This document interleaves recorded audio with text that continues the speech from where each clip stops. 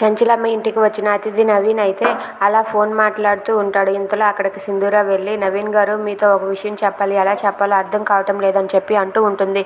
ఏంటి సింధూర గారు, పర్వాలేదు చెప్పండి అని చెప్పి నవీన్ అంటూ ఉంటాడు. దానికి సింధూర అయితే, రేపు చంచలమ్మ అత్త చాముండికి మీకు ఇద్దరికి నిశ్చితార్థం జరిపించాలని అనుకుంటుంది. ఎందుకంటే ఈ ఇంట్లో ఆల్రెడీ ఒక చావు ముహూర్తం పడింది. అలాగే శుభకార్యం జరిగితే అంతా సర్దుకుంటుందని చంచలమ్మ అత్త ఈ నిర్ణయం తీసుకుంది.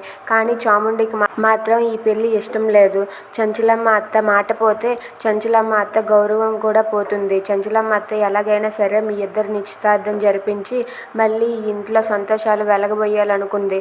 కానీ చాముండికి మాత్రం ఈ పెళ్లి ఇష్టం లేదు. ఎలాగైనా సరే మీరే ఈ పెళ్లి ఆగకుండా జరిగేలా చేయండి అని చెప్పి సింధూర నవీన్కి చేతులెత్తి దండం పెట్టి అడుగుతూ ఉంటుంది. అది విన్న నవీన్ అయితే, సరే సింధూర గారు, ఎలాగైనా సరే ఈ కార్యక్రమం ఆగకుండా నేను చేస్తాను అని చెప్పి నవీన్ సింధూరకి మాట ఇస్తాడు. అది విని సింధూర చాలా సంతోషిస్తూ ఉంటుంది. Thanks for watching friends. Please subscribe our channel. Thank you.